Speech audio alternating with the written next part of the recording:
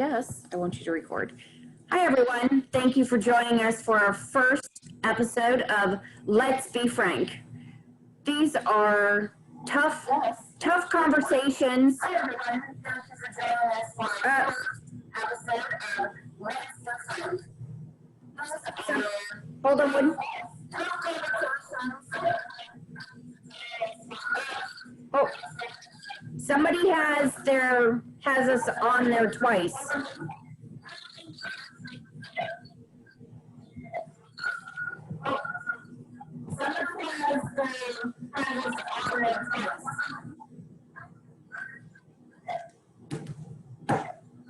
Do you hear it?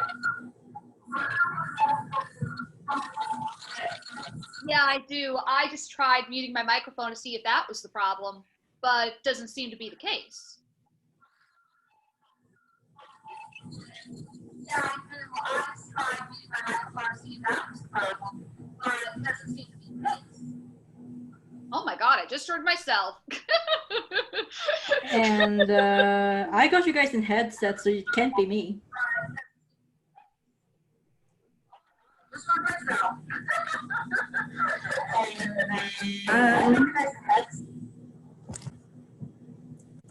One second, everybody. I just want to make sure that this is cleaned up.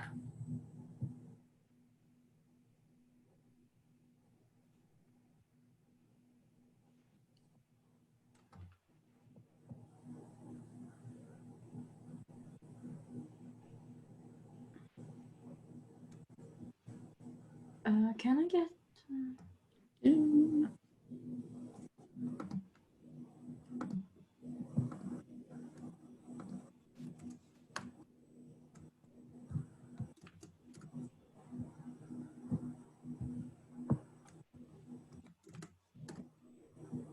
Okay, tell me if this is better. Well, I guess I'll tell myself if I hear the noise again.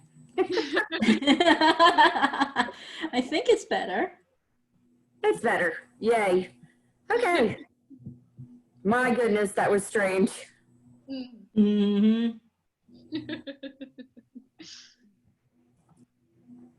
Okay, so here we go again. Sorry about the technical difficulties, but as I tell everybody, this is what it is when you are living virtual. Yep. Things happen. Today will probably be cat bombed, and that is okay because that's what we do. So thank you again for joining us for our first episode of Let's Be Frank. They are tough conversations on hard issues. And we are so glad to have everybody here today. Today, I'm so excited that we are doing a panel on suicide prevention. It is Suicide Prevention Month, and there are lots of conversations going on right now, especially with the pandemic,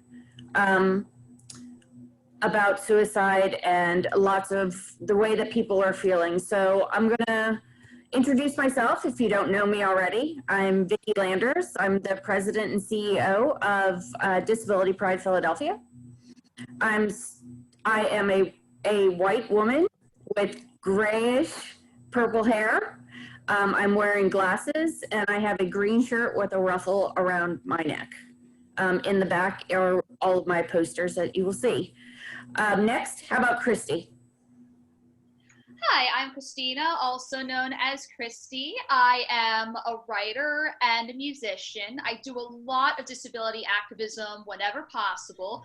My image description is as such. I have medium auburnish hair, a giant black fascinator on my head, a purple ruffly top, imagine purple makeup, and skin so white I make Snow White look like a day at the beach. And our next panelist is Yo. Yes, hello, my name is Yo. I'm an Asian-born genderqueer who's been raised and grown up in the West world in Sweden, to be specific. I have really dark hair and I wear primarily black, and I wear a fishnet glove thing on one of my hands, and I wear a green tie. I have majorly black makeup as I wear as I'm going in goth attire. Thank you. So we also have Jay, who is our interpreter. We thank her very much for being here with us. Later, you'll hear from Matt Wintersteen, and he will talk to us about risk factors, care, help, just he is the interim president for Prevent Suicide PA, and you can go to their website to find out more information. So right now we're going to get into a quick Q&A with our panelists. So what I'm going to do is I'm going to ask a couple questions. I might center the question at one person or the other, depending on how the question is. Okay, so first question is, do you think there is any part of your culture that pushes people towards suicidal ideations? And I'm going to go with Yo. In my culture, I think that we have something called, I think that what really pushes people to become suicidal is the expectations, high expectations that we have nowadays for our youth. And then also going along with the loss of Jante, that essentially tells you / teaches you that you as an individual don't matter. You are part of a collective, and it's the collective that matters. You, whatever you're struggling with, it doesn't matter because it's us as a whole that matters. And that creates a sensation of, well, what's the point in me? What's the point in me living if I don't matter? What do I contribute? I contribute nothing. So why am I here? And it was meant as a sarcastic or a satire way to curb arrogance and stuff like that here in the, but it ended up being a real thing that ended up, the ones that it was meant for, they didn't pick it up. The people who picked it up were the people who were already suffering self-image problems. Okay, so Miss Christy, I'm sorry.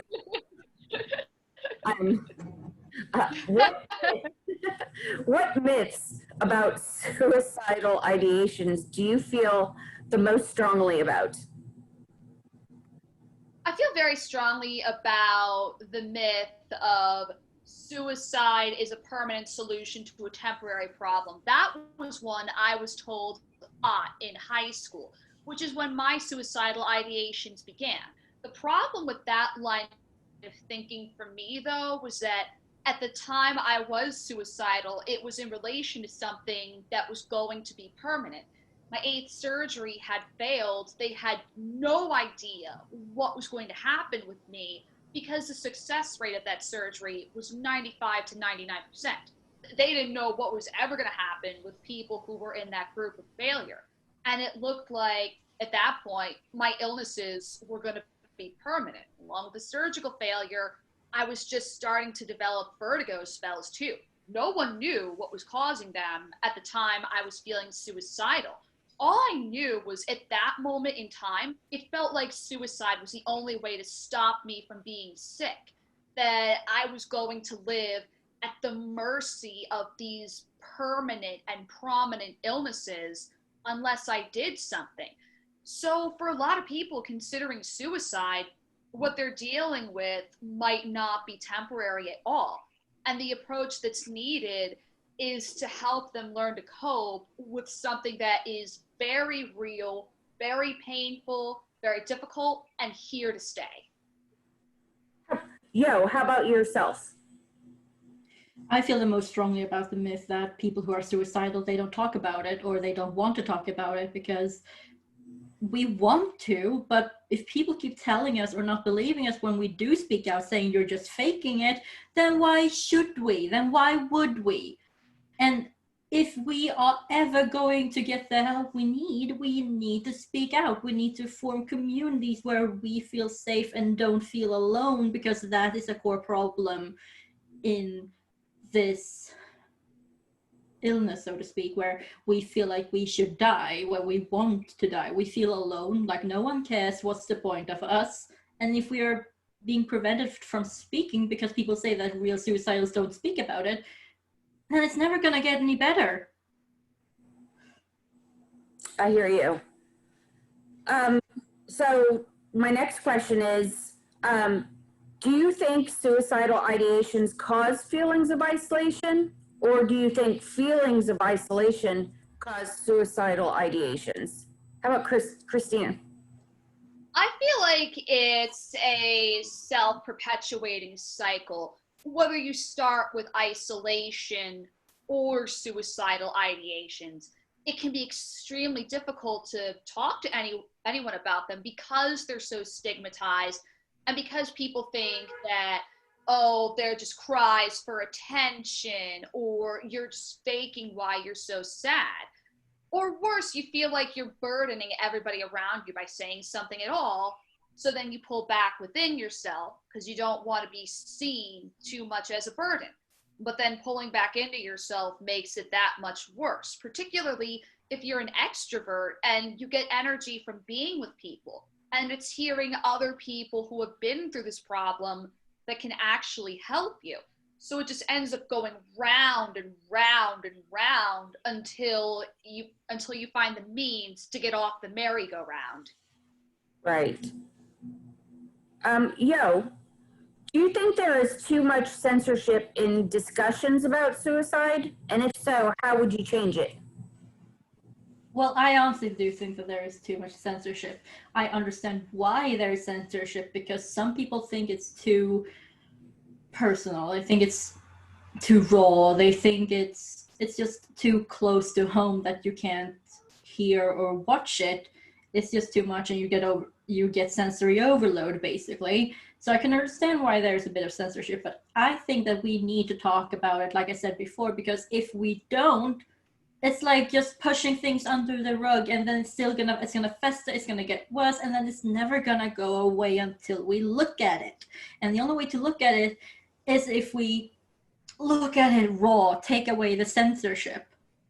I'm not sure how we'll go about changing it, but I just know that the solution, I think a part of the solution of easing up and at least start working on it is to remove censorship, so we can accept that this is real, this is part of everyday life. Right. I hear that. If you have suicidal ideations, what has helped you alive? If you've have you helped others with suicidal ideations? And like, what do you commonly witness as motivation for survival?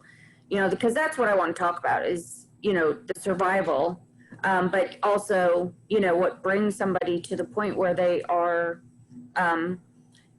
they are thinking about suicide. Christina, you want to start? Yeah, especially because for me, what keeps me alive right now is that right before I was going to go through with my last attempt, there was an act that I can only describe as divine intervention. To preface this, I'm a cat lady, a big cat lady. Like, my first word was cat. I grew up with cats. I had one for 21 years. I volunteered in the shelters. I fed the ferals on the street. I worked in an animal nonprofit, and I pet sit. So cats are an integral part of who I am as a full self. And right before I was about to end my life in 2016, I was found by this fat orange cat. For context, I was about to throw myself in a freezing creek in the middle of the night just because I thought it was going to be the only way to stop my PTSD from ruining everything. And right when I was about to put my feet in, I heard this rustling. I was scared it was going to be the cops and I was going to get hauled off somewhere. But it's a cat. It's a cat that just meows at me, plops himself on my thighs, purrs, rubs himself against me, and he would not leave me alone. And Eventually, I just held him and cried, and he did everything he could to take care of me. Later on, I came across his owner, who told me that he had been lost for several weeks. I was the one who found him just as much as he was the one who found me. And of all of the names this cat could have had, the cat was named Lucky. A fat orange gold cat named Lucky came to me right when I was about to kill myself. So to me, that was the universe saying, this is not your time to die. This is not how you are meant to die. Promise you will hold on anytime you think you're going to kill yourself. Thank you. Thank you for that. Thank you for sharing that. Yo, do you have, would you like to add to that? I don't have any specific incident why, like Krista does. I'm one of the very few lucky ones that when I discovered that I was starting to feel suicidal, I had a fairly established support system around me. I just needed to lean into them, which was very difficult. My twin, not biological twin, we're twin in spirit and soul, she helped me a lot. And for 2 weeks straight, she would text me every day, once a day, I'm here for you if you need to talk. If you need me, I'm here. And for 2 weeks straight, she texted me this, and finally it got into my head that I'm not alone. I was still struggling with it. I still felt like I wanted to die, but I felt like I could talk at least. And it was pretty relieving to feel like I can at least talk about it. And that's one of the things that have kept me alive, feeling like I'm wanted. I feel like I can be myself, and then feel this feeling of being needed that is being filled by this little critter. First cat bomb. Yes. Thank you for sharing that. I think it's, you know, one of the reasons why people feel so alone is because they don't have a support system, or they don't believe that they have a support system. And that belief can be very strong, and that creates their reality. Yes. It's very difficult to convince someone that they actually have something when they truly believe they don't. Right. Yes. Well, thank you so much for joining us for this panel. There are lots of discussions, and you will see Yo and Christina again in one of our upcoming Let's Be Frank conversations. Right now, what I'd like to do is I would like to turn the floor over to Dr. Matt Wintersteen. And so we're going to, oh, there he is. Thank you so much for joining us. I am so excited to have you here and have you talk to all of us about suicide prevention, because it is such unfortunately, a hot topic that we've been hearing a lot about. Well, thank you, Vicki. I appreciate the invitation and the opportunity to be with you here today. And Yo and Christina, I just want to thank you guys so much for your contribution earlier. I feel like I should take you guys on the road with me, and we could do a little thing here. So I really appreciate all that you guys have offered so far. I believe so. I'm trying to catch how we're supposed to start this. So I am a white male with short brown hair. I've got a blue collared shirt. I'm wearing a gray blazer over top of it, and I'm sitting in my office, which looks like an academic office. There's a whole bunch of books on a bookshelf behind me and a file cabinet, which is about as academic as you can get, but this is where I'm at right now. Yes, thank you. Thank you for that. We do that for our attendees that have visual loss. No, I appreciate that. I think that's fantastic that you guys do that. Of course, then I'm going to share my screen, and the issue, of course, is there's a bunch of stuff on the screen that I will talk people through, and hopefully we'll have a meaningful conversation around. So let me see if I can share what I have, and hopefully you guys don't disappear completely for me. Let's see. Can you guys nod if you see that okay? All right, good. Let me move you out of the way. Sorry. And here we go. Okay. So I want to get started here today. I'm going to share with you, this is an image. I should probably talk about myself a little bit. So I'm a clinical psychologist at Jefferson. I have three different roles in the work that I do. The first is that I do clinical work. So I see individuals that are suicidal, primarily adolescents and young adults, but occasionally some folks that are a little bit older than that.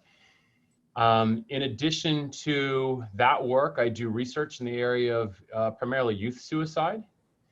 And then I also do some teaching in our medical school. So I teach our psychiatry residents, I teach our medical students, I teach our child psychiatry fellows. That's sort of the context of where I work and what I do.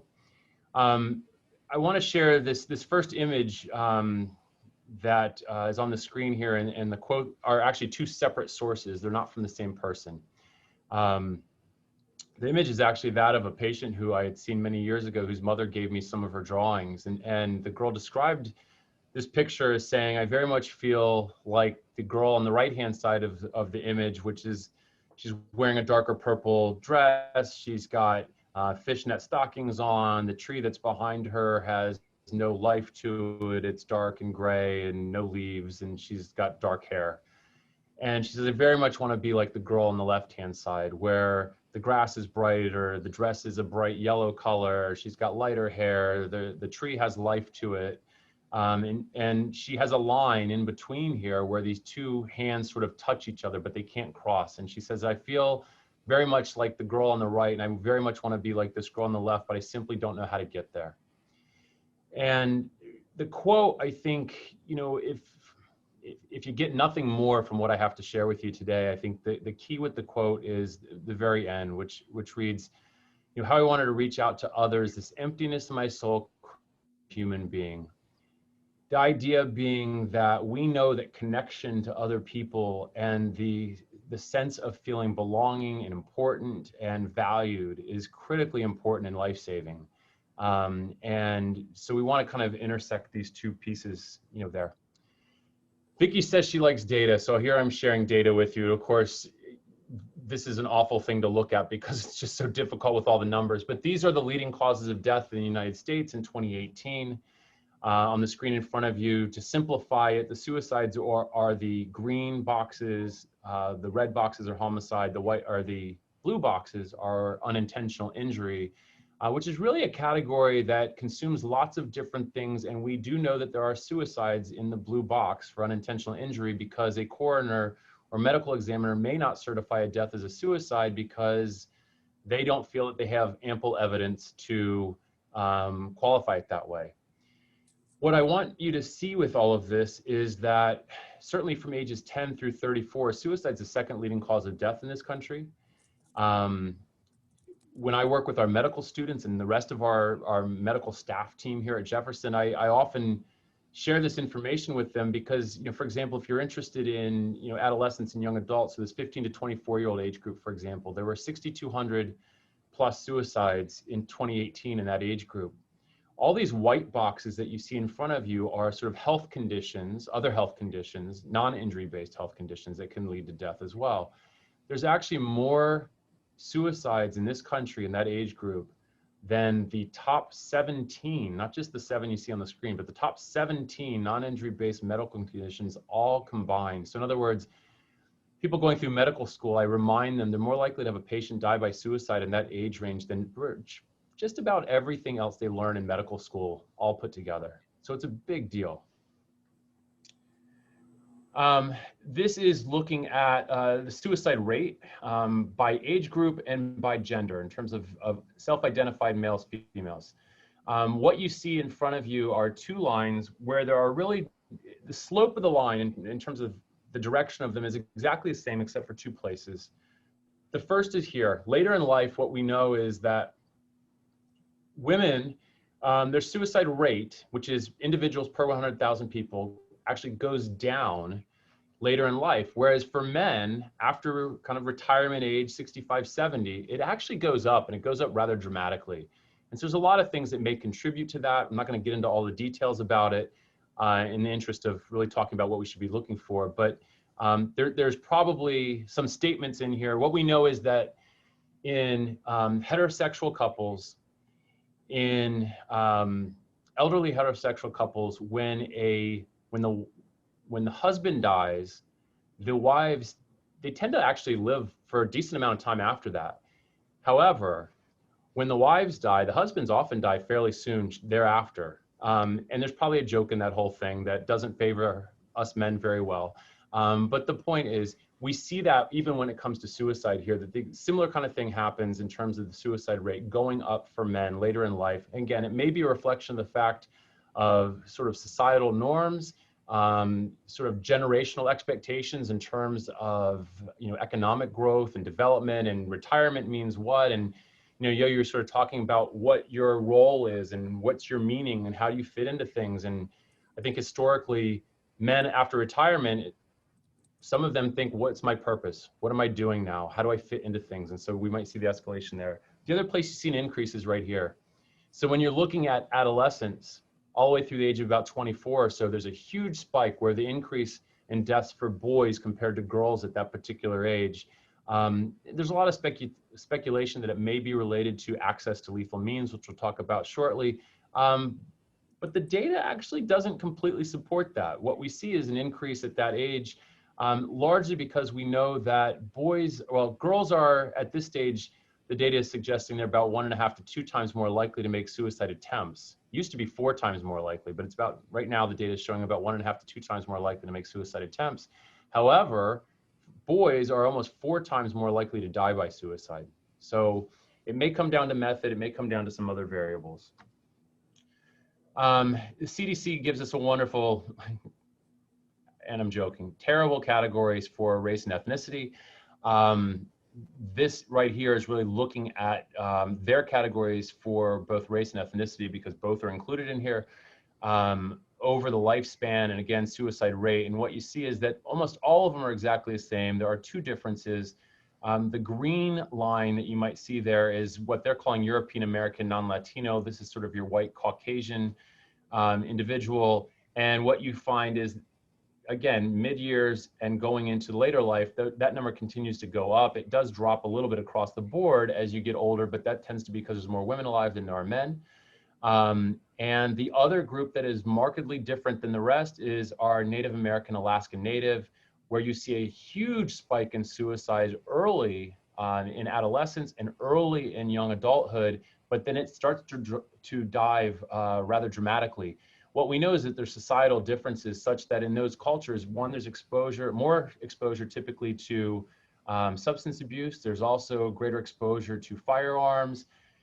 But once these young men transition out of adolescence and become adults, culturally, they often take on the role of mentoring younger boys in their culture. And that responsibility of doing that becomes life-saving in many ways for many of them. So we're gonna look at, Vicki, we were talking about like looking at Philadelphia and how's it compare to Pennsylvania? How's it compare to the rest of the country? And so these are just some numbers I threw together here today just to kind of pull this up. If we look at the total number of suicides in the United States, this is 2018, the most recent year that we have our data in. 48,000 suicide deaths in the United States, just over 2,000 were in Pennsylvania. And even though Philadelphia is the most populous county in Pennsylvania, there's only 160 deaths by suicide out of that 2,000, which is pretty remarkable if you think about it from that perspective, which then falls to the next point, which is the rate. And again, this is per 100,000 people. So Pennsylvania is about the same as the United States average in terms of the rate. Philadelphia is actually a little bit lower, which what we know, at least in Pennsylvania, we know this nationwide as well, is there is a higher suicide rate in the rural counties and the rural areas of our country compared to the more urban and suburban areas. A lot of it seems to have to do with isolation. It also has to do with some economic differences and things of that nature too. When we look at our suicides, what are the differences in terms of percentage of deaths being men versus women? Pretty similar across the board, where it's about 3/4 of the deaths are men, about 1/4 of them are women.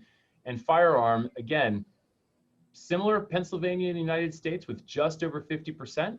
But if you look at Philadelphia, and one would think, well, in a large urban city, you might see a higher proportion of firearm suicides simply because the access issue is typically greater.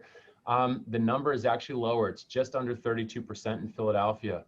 So probably a story there, not to which to discuss today.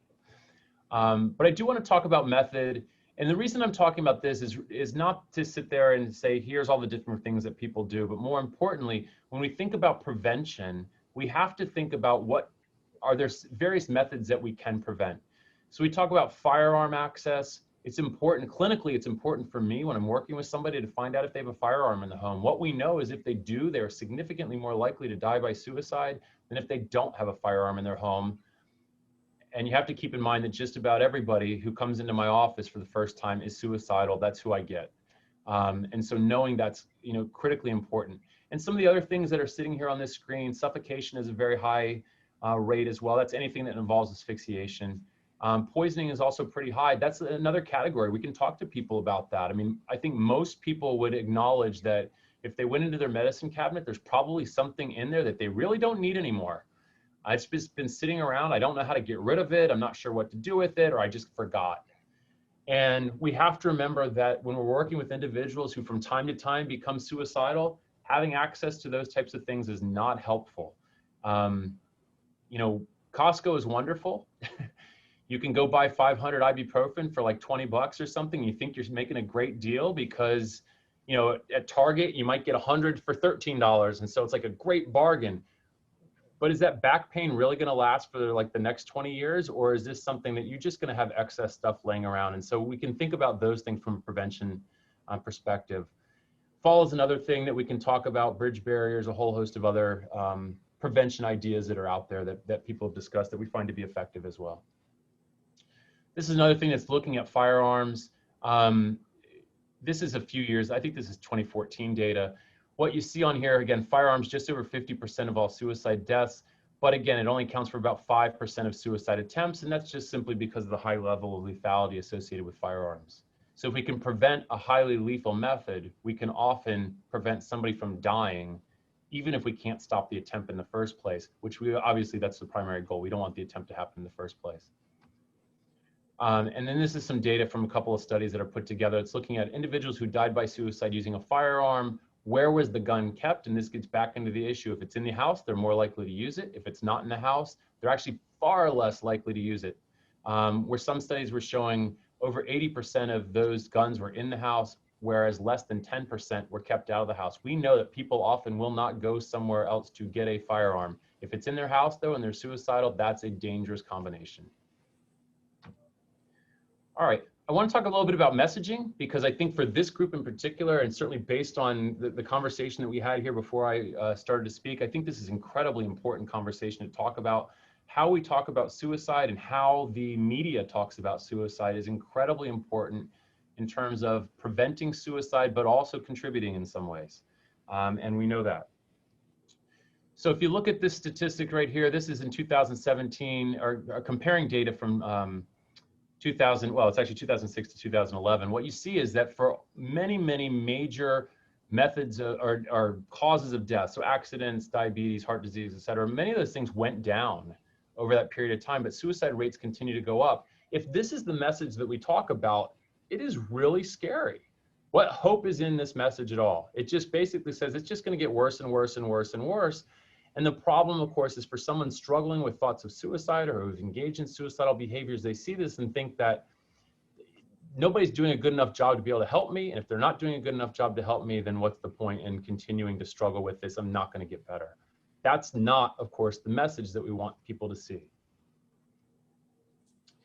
There is something called the Werther effect. And so for any wonderful literature buffs out there who enjoy their 18th century European literature, The Sorrows of Young Werther was a short book, if you will, published by Witte, where it really has to do with this young aristocrat who moves away into a new area, tries to resettle there, gets connected to a lot of different people there, falls in love with a woman who is already committed to somebody else, continues to have a relationship with her in terms of just sort of a friendship, but he's madly in love with her, but he can't express this to her. And he basically decides to leave. It's too much. He can't handle it. He can't deal with the fact that she can never be his, so he leaves.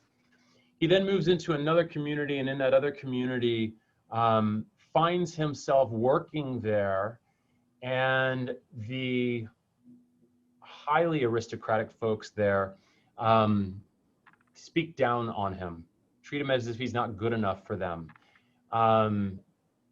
He falls himself into yet another love triangle there.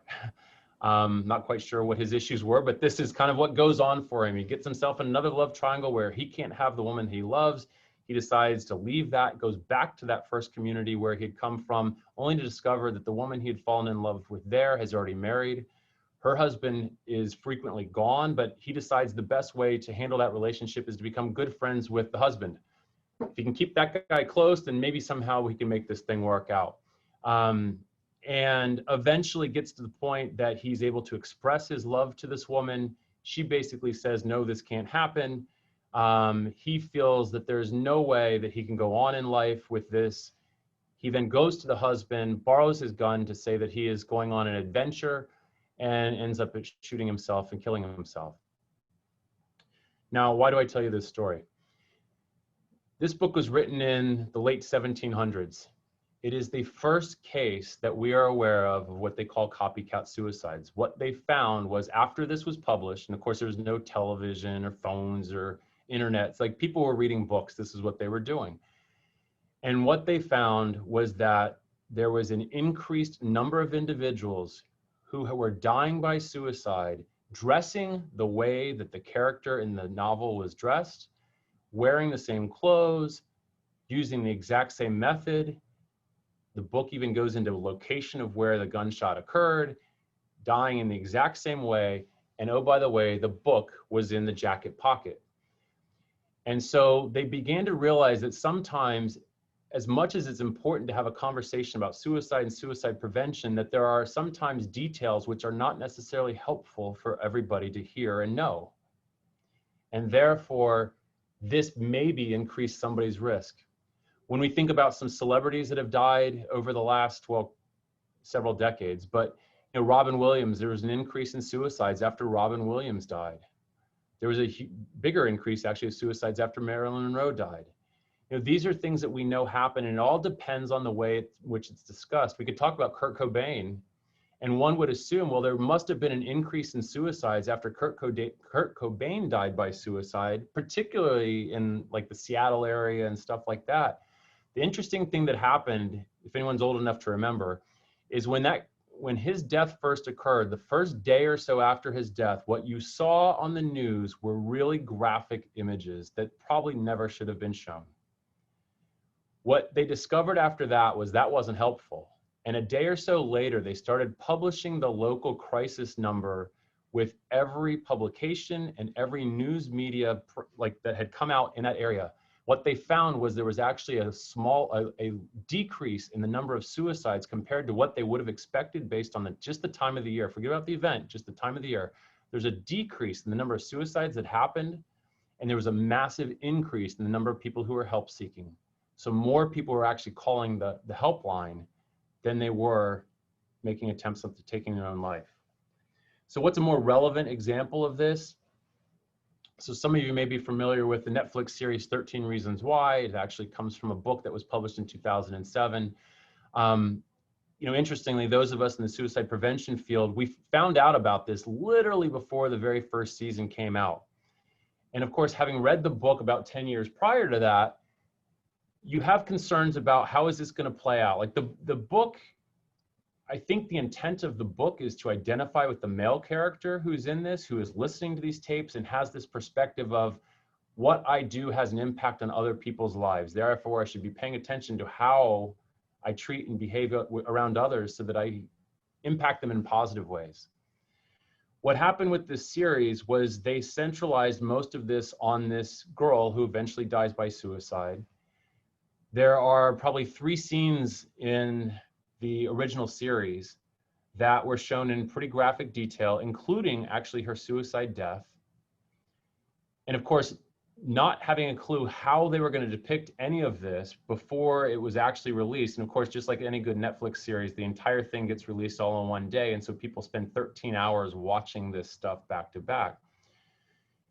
The graphic depiction of the suicide obviously concerned a lot of people. Netflix, of course, was just thrilled because their subscriptions were going through the roof. Lots of people were buying subscriptions to Netflix because they wanted to see this series. This was actually the #1 series that they'd ever put out at the time. And so we didn't know what was going to happen as a result of this. We had to sit there and wait. It takes a year and a half sometimes for the data to come in to show us what's the actual impact of this. And of course, at that point in time, they were releasing a second season, or actually had already released a second season. At least on the second season, they consulted with us. We gave them some feedback on how to give safe messaging to parents and to kids and people that might be viewing it so they could have conversations about it, not just watch and see what happens. And then about 18 months later, after the original release of it, the data came in, and what they found was there was a 29% increase in suicide deaths in those ages 10 to 17. In other words, the highest viewing audience for that particular series. It was the highest rate for suicide in 5 years. Interestingly, it was a significant increase in boys, more so than girls. However, and people said, well, that's interesting because the main character, like I said, the character that died was a girl. If you actually look though at the data, what it suggests is, even though the rate went up higher for the boys, there was actually more girls than boys that were dying by suicide as an increase after the show had occurred. So massive impact to that. So what did Netflix do? They at least did one thing smart. They went back to the original season. If you go back and watch it right now and you watch the last episode, you actually do not see the entirety of her suicide death. You see everything building up to it, and you see the aftermath of what happened, but you do not see the actual behavior itself. We're hoping that's helpful, but we'll see.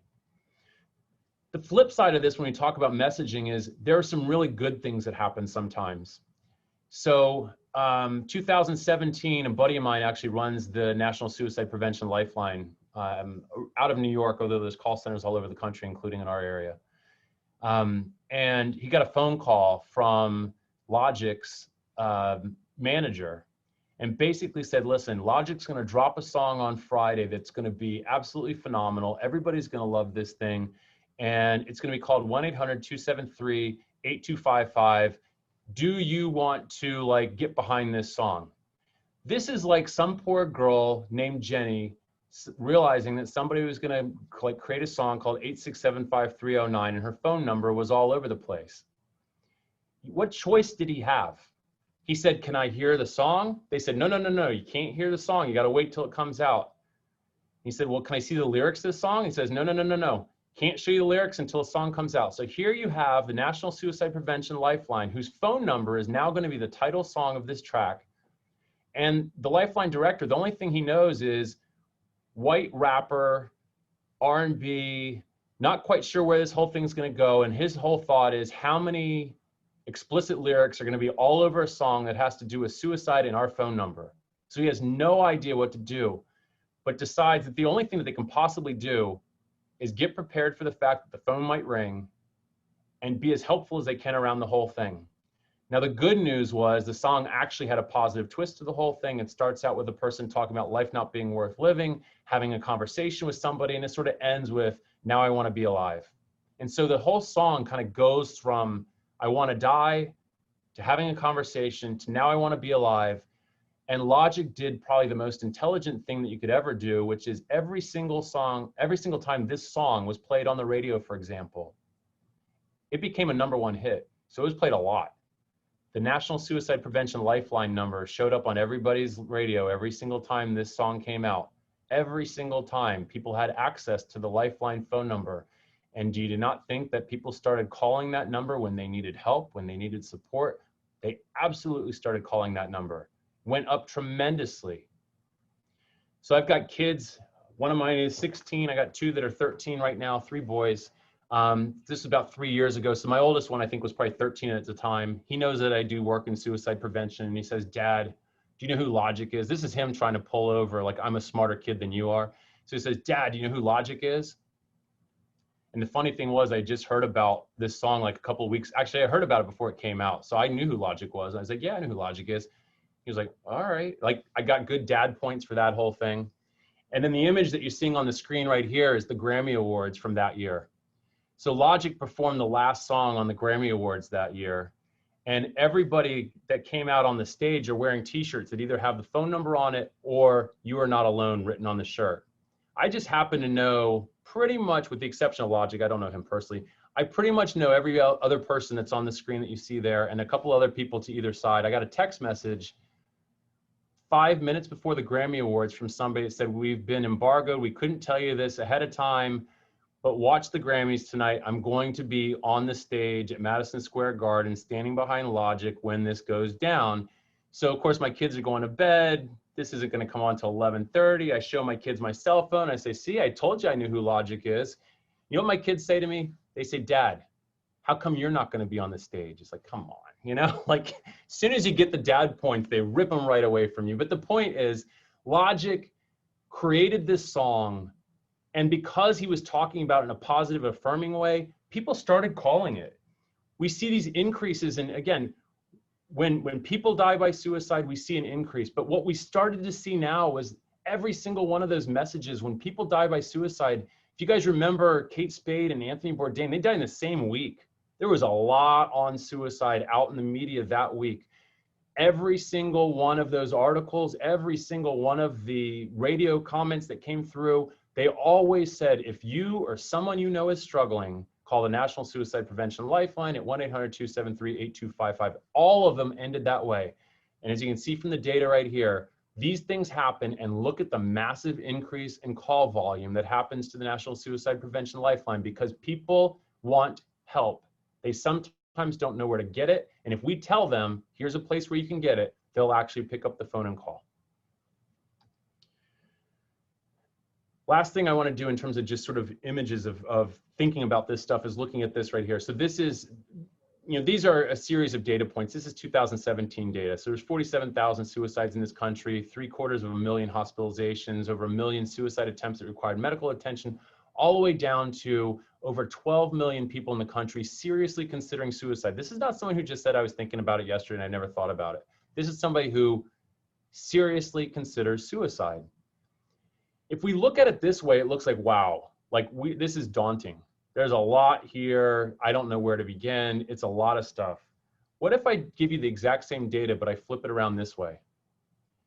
Now what you're looking at is there's 12 million people in this country who seriously think about suicide. Yes, there are 47,000 people who die by suicide. But what these data show us is for every single person who dies, there's 280 other people out there who sometimes want to die, but did not. Which means there's hope, things can get better. We certainly have a lot of work to do.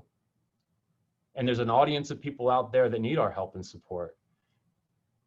But if you think about it from this perspective, instead of that other version of this, it doesn't feel like it's weighing down on the big number. What it feels like is things can get better.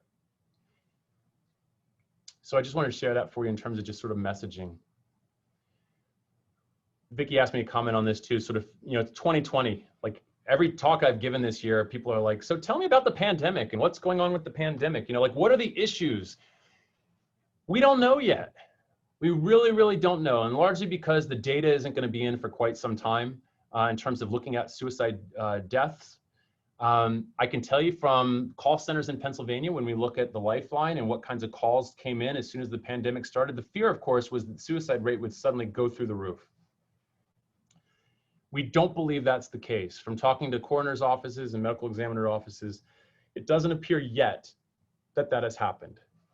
What has happened is calls to the Lifeline and other crisis centers have gone up tremendously. But interestingly, most of those calls are not about suicide. Most of them have gone up around domestic violence, child abuse, and things of those natures, which again, of course, is a huge problem. And I'm glad that they're calling in for resources. But the impact of COVID on the suicide rate right now is really hard to say. What we are obviously most concerned about is as it goes on and on and on, then that sense of hopelessness kicks in. When are things going to get better? When is this going to change? And then, of course, there's lots of other impacts that go with it. The socioeconomic impact on this. Over 40 million people in this country lost their job when the whole thing started. But it's not just that.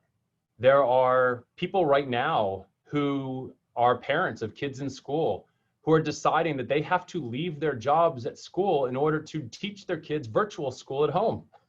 They're leaving jobs. 40 million people lost jobs, and then there are other people stepping away from jobs right now because they have to do this. So you have those challenges that go along with this whole thing. We think about the socioeconomic impact in terms of unemployment. You know, for a number of months after this initially happened, there was that extra $600 a week that people were getting if they were on unemployment. That was life-saving to a lot of people. That doesn't exist anymore. There was also relief for renters. Didn't have to pay their rent if they couldn't pay their rent. They were going to have to pay it eventually, but the point is they didn't have to pay it then if they didn't have the money to pay it then. That's gone. And so people are really, really struggling financially now in a way that they weren't 2 months ago. So oftentimes we see that this is where the increase happens. And of course, there's been a lot of discussion, as you guys know, about diversity, equity, and inclusion. This is a really, really good thing. It's an important thing. We need to be having these conversations, should have been having these conversations a long time ago. But there's a twist to all of this that we have to remember, which is those who are fighting for equality and inclusion at this moment in time have been having these conversations for a long time, to which very little has seemed to come about in all of this. So while it's wonderful that these conversations are going on, I fully advocate for talk, talk, talk, do. You know, people will tell you talk is cheap. Do some stuff, make it better.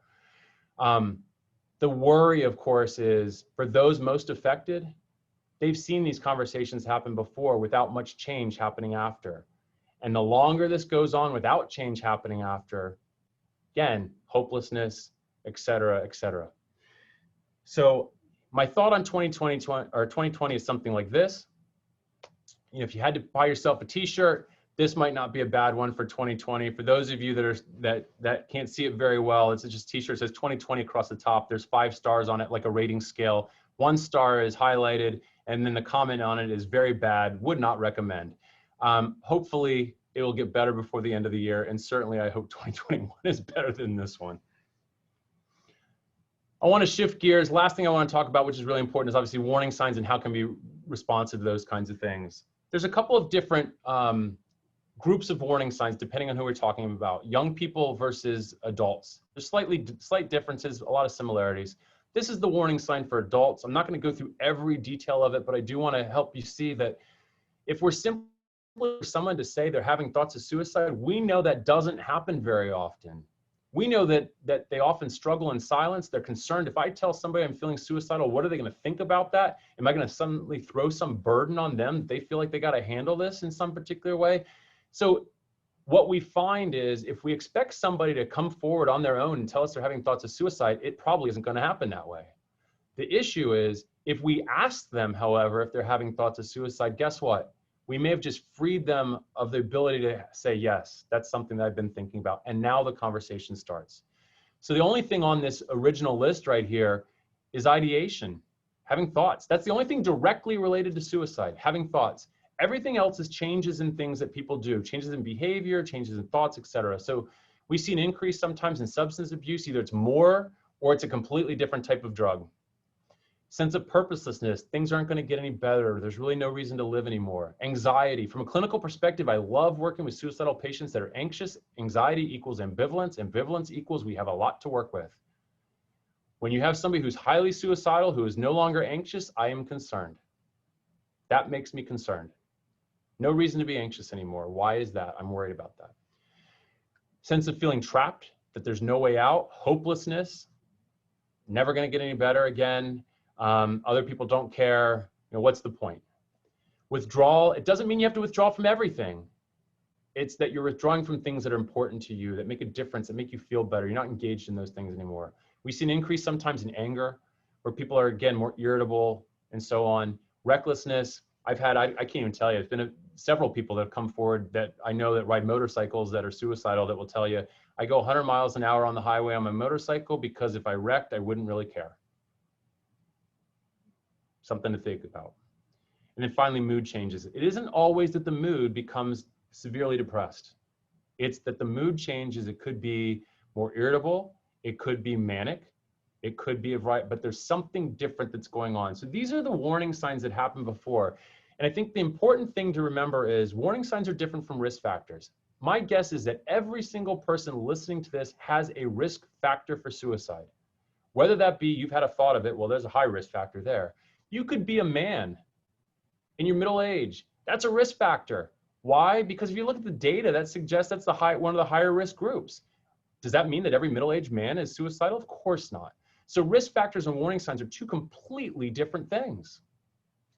We know that individuals who identify as lesbian, gay, bisexual, transgender are significantly more likely to make a suicide attempt. Does that mean that being gay makes you suicidal? Of course not. That's not it at all.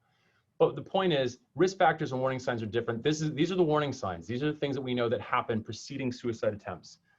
These are the ones for youth. They're very similar. They're very, very similar. Obviously, someone talking about or making plans for suicide, we want to pay attention to that. There's no more of somebody sort of joking, you know, oh, I just don't want to be here anymore. And someone, oh, they're just kidding. They don't mean that. We want them not to mean it. We hope that they don't mean it, but we don't know that. We need to think about how to intervene. Expressing hopelessness about the future. We talked about that already. We did a survey where we surveyed a group of people, large group of people, two groups actually. One group who had lost a loved one under the age of 25 to suicide. The second group were individuals who under the age of 25 had made what we call a life-threatening suicide attempt. They were in the hospital overnight because someone literally saved their life. Significant enough suicide attempt, they had to go to the hospital. They had to be like kept overnight in the general hospital part, not the psychiatric hospital, the general part. In other words, they were monitoring them overnight to make sure they survived. We asked both of these groups of people, what were the things that you noticed either about yourself or about your loved one who had died that happened within, you know, days up to a week prior to their death? The number one thing that both of them noted was this sense of overwhelming emotional pain or distress, that this was this new thing that popped in. And people who lost somebody to suicide were able to even identify this as the number one thing that they noticed, even though at the time they did not see it for what it was. And then finally, there's some behavioral changes that go on. There's a sense of withdrawal from, or, you know, changes in social connections or situations. We talked about that already. We talked about agitation, irritability. The key with these, sort of the second and third thing here, anger or hostility that's out of character, out of context, the thing that's key about those is it's different from how they usually are. If you got a kid who's usually pretty irritable, usually pretty angry, well, that's important. We want to talk about that. But that isn't necessarily a warning sign that they're suicidal if they're always that way. We should probably have a conversation, figure out why they're always that way, but that's not necessarily indicative of this. And of course, the last one has to do with changes in sleep. It isn't always the case that they're sleeping too much. Sometimes they're not sleeping at all. It goes both ways. The important thing is, what do we do about it? So if you notice these things in anyone that you know, what can you do to be helpful? Believe it or not, the first one is the most obvious, but is the hardest one for anyone to do. Not quite, Yo's getting there, but we're not there yet, Yo, I see that, but we're not there yet. First one's to ask, right? Ask if they're okay. The second half of the statement, which is if they're having thoughts of suicide, we only do that if, the conversation's going there. And the data, the reason that this is on here is the data tells us if we ask someone if they're having thoughts of suicide, we didn't suddenly plant this idea into their mind. Like, this is, you were talking about myths earlier, Vicky. This is a terrible myth that's out there. The fear is if I ask someone if they're having thoughts of suicide, suddenly I'm going to make them suicidal. No. If I ask them if they're having thoughts of suicide, what happens is now they have the freedom to talk about it, and we have a possibility to have a conversation, engage with them around it. We might be able to actually be helpful. So we ask if they're okay. Why is it so hard? Because we do not want them to say that they're not. The normal social pleasantry is we pass each other on the street, we say, hey, how are you? They say, fine, how are you? Fine, and that's the end of the conversation. If the person says to you, I'm terrible, let me tell you all about it, we would stop asking people how they were doing. Not that we should, but we would, because we'd be frightened. What in the world do I do next? Remember that this question, number one, is not about asking, how are you doing? Just an everyday kind of social pleasantry. I'm asking because I'm worried about you, which means the person is probably going to say they're fine. Why? Because this is what we do. We don't advertise our emotional distress on t-shirts usually, sometimes, but mostly not. And so therefore we expect that they're going to say they're fine. So what do we do next? We now let them know why we're worried. We're not trying to out them. We're basically saying, listen, I've been paying attention. I've noticed, these Friday get-togethers that we do, you haven't been there in a while. I've sent you a few text messages that you haven't returned and stuff like that. And I don't know, I thought maybe you were upset with me, but I realized that's just very different than who you are. Is everything okay? So they said they're fine. And what we're saying is, I don't believe you. We don't say that directly, but we're thinking, I'm not sure I believe that. I'm asking because I'm worried. And what we tell them is, you know, I hear what you're saying, that you're fine, but I've been worried, and let me tell you why I'm worried. Here's why. And then, we do exactly what you were saying before. Then we shut up and listen. The hardest thing to do, particularly for parents out there, is to be quiet and not try to fix the problem.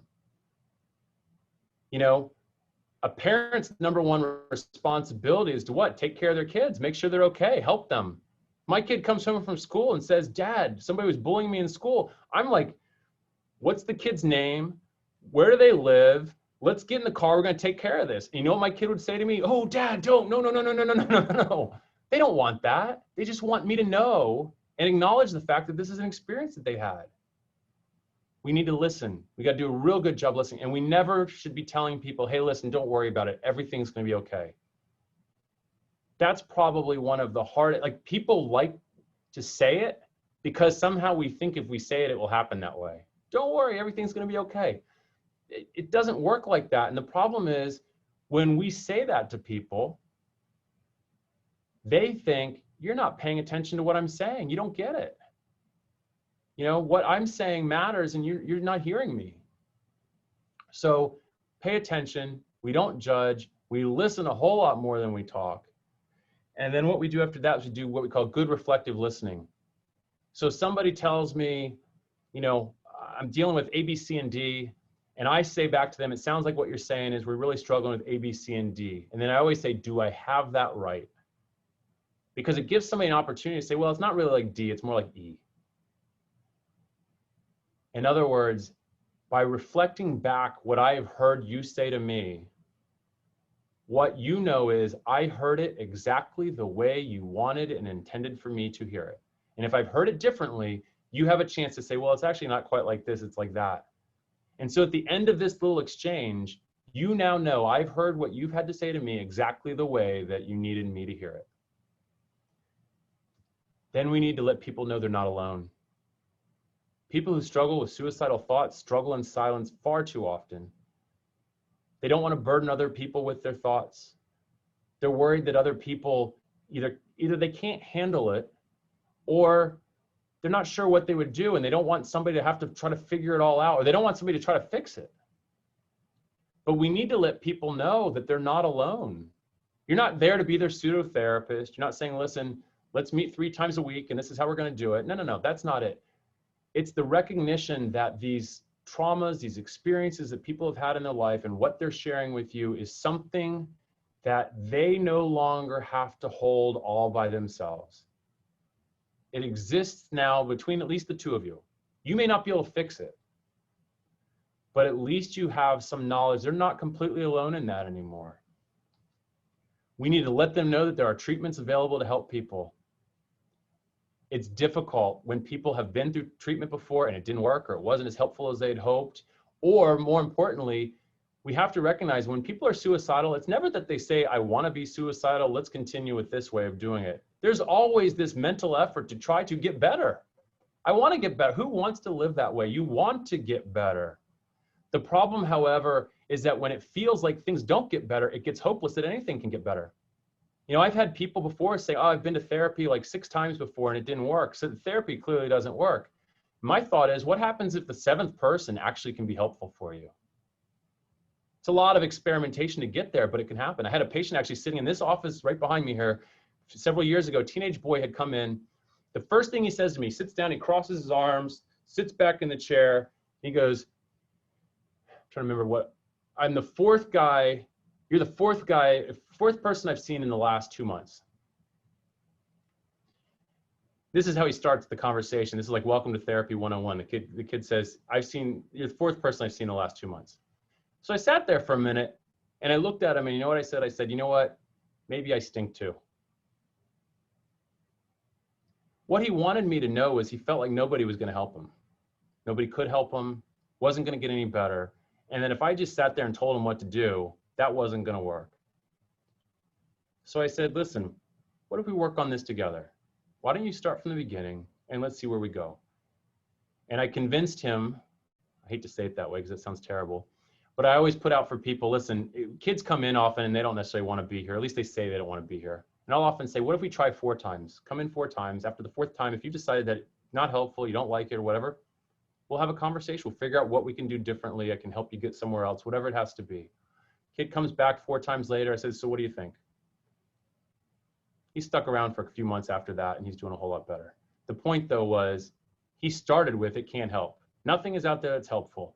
A, not true, and B, there are lots of effective treatments out there that are available. We've done lots of research to know what works. There are things that do work, and the start of all this wonderful telehealth stuff that's been going on over this whole pandemic, we now can do therapy all over the state, and many of us have licenses now in other states because we've got patients in New Jersey or some other place like that. We can see people, in some cases, throughout several states across the country. It's possible to access services from people that know what they're doing. And then, of course, the last step is to get them there. So we want to make sure, what can I do to help get you there? When people finally open up, what was it like to talk about this? How do you feel now that we've been talking about this? You know, if they say they've been feeling better, have you shared this with anybody else before? No. Have you ever considered talking to anybody about this? No, I don't know that it'd be very helpful. Well, what if we work together? What if I helped get you to wherever it is that you need to go, get you connected to somebody, and let that be the beginning of that kind of thing? So these are just simple ways that we can help. I want to share some resources with you. I'm aware that there's something going on in the chat. Like, I can see the thing pop up, but when you're sharing your screen, you don't get to see all of it. So I'm sure there's some stuff in there. We can certainly have some Q&A when we're done here. I want to share 2 national resources for people. There's a lot of local resources, and there are certainly other resources out there too, including the Trevor Lifeline out there for the LGBTQ community. There's a trans lifeline that exists out there now, but there's the National Suicide Prevention Lifeline, which I've alluded to before, which is 1-800-273-8255, which spells 1-800-273-TALK. There's also a crisis text line. You can actually start with anything. You text 741-741. In Pennsylvania, if you start with PA, we actually get some data in Pennsylvania on those calls. We do not get micro level data in terms of what people are saying and what the conversation is. We don't get any of that. What we get is information in terms of like the area code and the first 3 numbers of a person's phone number, which tells where those kinds of contacts are coming from. You get that kind of information, but it's helpful in terms of helping us think through how do we market this and make sure the right population who's using that service has access to that kind of stuff. So this is stuff I wanted to share with you. If anyone is interested, anybody is out there in the mental health field and they're working towards, working with individuals that are suicidal and want some additional clinical tips and stuff like that, as well as a few other resources, PreventSuicidePA.org is the organization's website, but we also have an online learning center, which is PreventSuicidePALearning.com. It's completely free. Nobody has to pay for any of it. We use federal grant dollars that are issued to Pennsylvania to actually put content on there so that we can make sure that people who are working with individuals who are suicidal have the right training that they need in order to be able to effectively work with individuals that really need our help. So that's that resource. Here's how you can get in touch with me. I'll leave that up for about 30 seconds and then I'll stop sharing my screen. And Vicki, we can go back and have a discussion, conversation, whatever you feel is appropriate, however you want to spend your last bit of time that we've got here. Yeah, that'll be great. I have a couple of questions in the Q&A. All right, I'm going to stop that. So all right, do you want me to read the questions or you want to read the questions? I can read them. Okay, all right, so there's Lucy saying, great initiatives at Jefferson related to, there's a Center for Autism and Neurodiversity. I don't actually have direct contact with the center. Can I find you a phone number? I can tell you who runs the center. So Dr. Wendy Ross is the physician that runs the Center for Autism and Neurodiversity at Jefferson. And I'm pretty sure if you search Thomas Jefferson University and Center for Autism and Neurodiversity, you'll be able to get a contact number that way. I don't have that directly on me. And then question about defining suicidal. Alex Schadenberg writes, as disability rights activists often say, one cannot make a free choice to die if they do not have a choice in where and how to live. A choice by definition includes more than one possible outcome. What are your perspectives on framing increased suicidal ideation with the context of, I believe? Ableism. It's ableism. Ableism. Interesting. All right, interesting. Coming from a different lens, like that's a word I typically don't use, but I'm glad that we're, all right. What relationships you experience between corporal and bodily health and the social aspects of suicidal feelings. It's a good question. You know, we've definitely had conversations. I'll tell you, I don't know if this is the right way to answer the question because I don't know if I have a perfect answer for it. I will say that one of the things that has popped up a lot is conversations around individuals with disabilities and sort of their, how do I want to say it? Decision about ending their own life and whether or not that's a decision that is, I don't say allowable, but somebody is struggling and what right do we have of not allowing them to end their, it's almost like a right to die kind of bit. We've seen cases actually, not completely the same thing. You know, we have cases sometimes where people come in, children get diagnosed with diabetes, for example, and so they have a lifelong illness that they have to take care of themselves, and they don't want to do those kinds of things, and so they stop taking their insulin, and it really turns into a question of, are they suicidal? Are they not suicidal? Well, we don't necessarily think that they're suicidal, but in the same sense, they're really struggling with how do I manage this? And Christy's going to help me out. You got to go for it. Well, I wanted to address this with you because that is actually why I started having problems with suicidal ideations. I have lived with chronic illness for a very long time, and ableism is one of the biggest driving factors in why I was suicidal when I was young. It's why I do so much activism right now, because there were so many days where people were like, well, unless you can do all of these things, your life is not going to be worth living. And oh, if you have to live dependent on welfare or restricted in all of these areas, your life is not worth living. You must have a certain kind of body to be worthy of life. And we need to dispel that that notion immensely. Even if we are going to have the conversation about the right to die, how do we know if that's what we really want when all of our society is telling us that our kind of body is wrong and unacceptable and that we're burdens? And for lack of better phrasing, our bodies are nothing short of monstrosity. Before anybody can talk about the right to die, we need to talk about what it means to truly live well with disability. Right, and that's fantastic. That's actually a comment that Marsha Linehan, who developed dialectical behavior therapy, always talks about developing a life worth living within the context of whatever those options, whatever is available. I had a conversation yesterday with a teenager who is severely depressed, who basically said to me, I can only imagine what my life would have been like if I had never become depressed. At which point I said to him, what if you use your depression to make your life better? Which was completely flipping the script for him, and he didn't understand it that way. Yo, I see you got a comment. I'm sorry. See, this is where Chris and I, not clash, but we come from very different perspectives, because my own suicidal ideations and thoughts, they come strictly from my head. They aren't triggered by any physical bodily disabilities. I have been physically disabled in the past, but I've had surgery to rectify it, and it was an accident, and yada yada yada. And for me, it's purely mental and of social expectations and what is expected of me in those social circles, and then it becomes too much for me, because I feel like no, I will never be the right person that people want me to be socially acceptable. And then I have, of course, super high standards for myself, which were probably not helped by how I was brought up. Yeah, I think. Go ahead, Christy, go ahead. I would like to say as well that your approach, like, what if you use your depression to make your life better?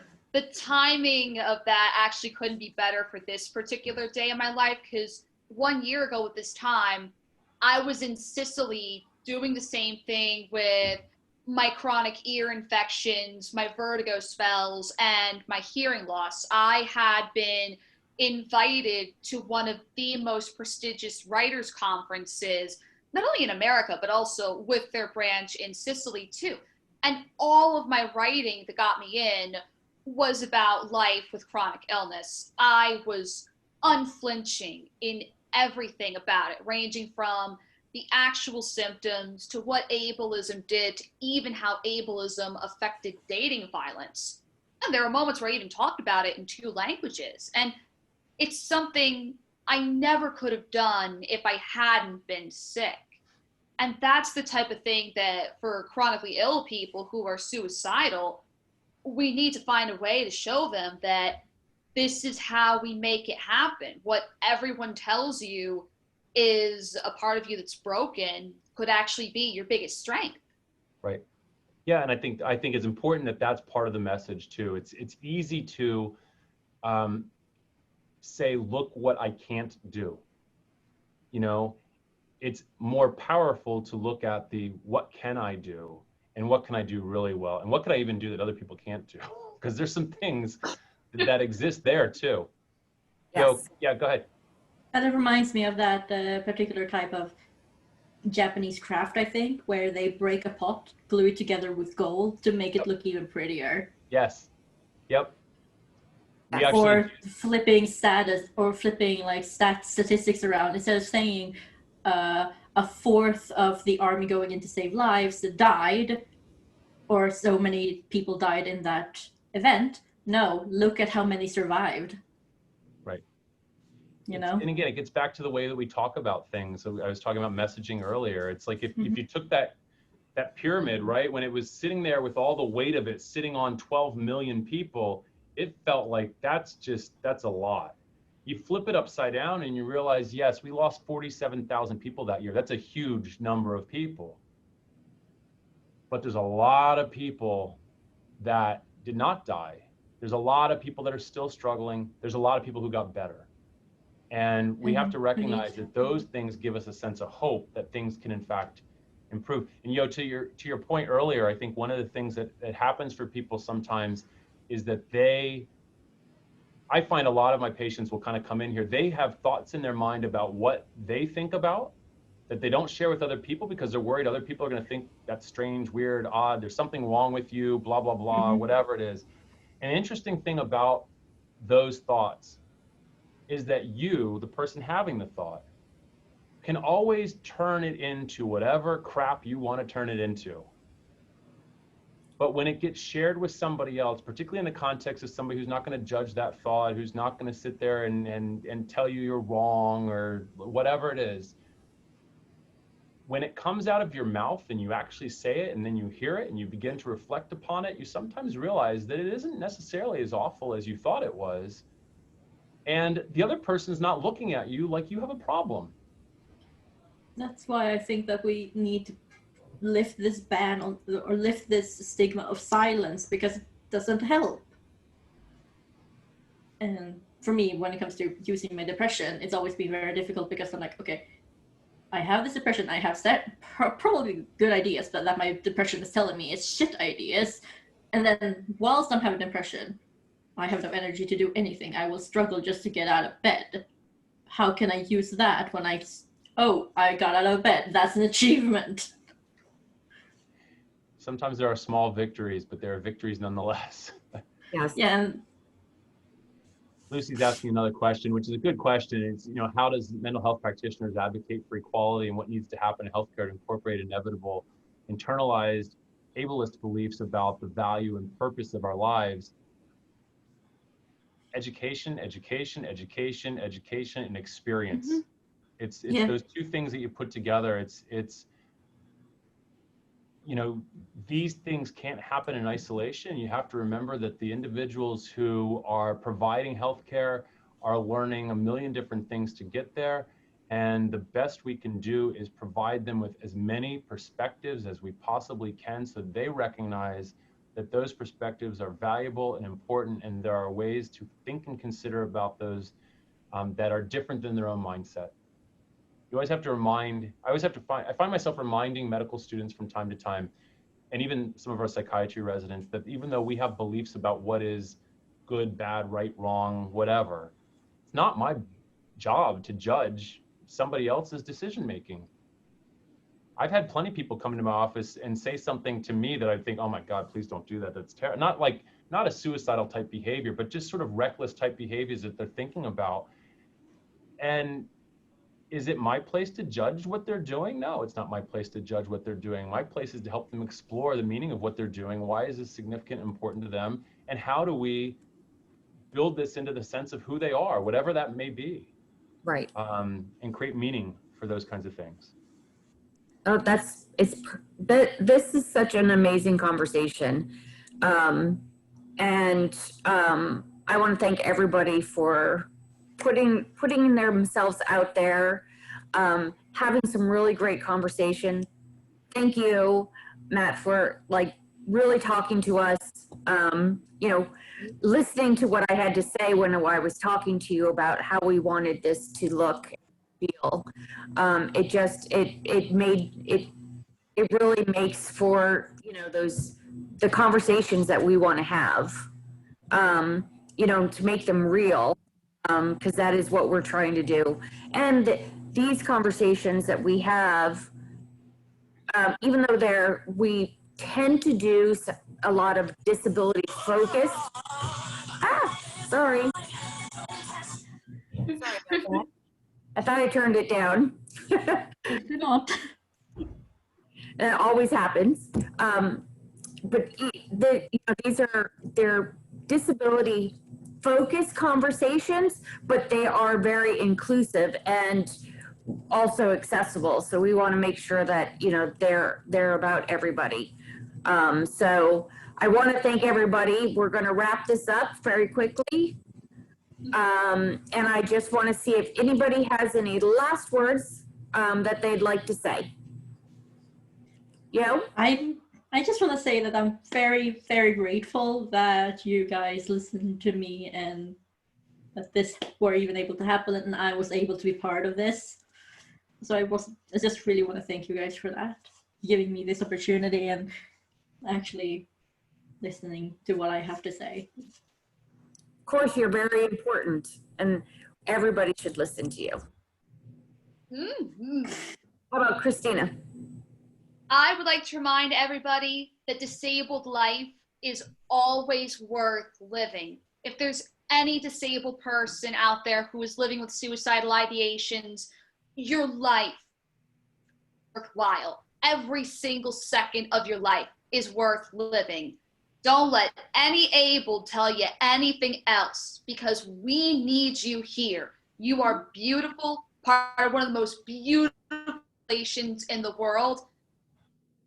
This earth, this life would be far darker and more grim without you in it. Thanks, Christina. Matt? I would just say, listen, there's help out there. I know that it doesn't always feel that way, and I know that sometimes it gets very dark, but there's a light there that you can get to. Everyone has the ability to get there, and there are people there who can help you get there. So please reach out. I know that that's such a backwards way of thinking about it, to expect that people who need help will go seeking it. But until we come up with some better strategies that find you, make sure that you reach out, seek help of people that you know, people that you trust, and call for help if you need it. You can call the lifeline. You can text the crisis text line. Those people are not going to turn you away for whatever it is that's in your mind that makes you feel like you don't matter. Thank you. And I just want to say thank you to everybody who joined us today. Thank you to our panel.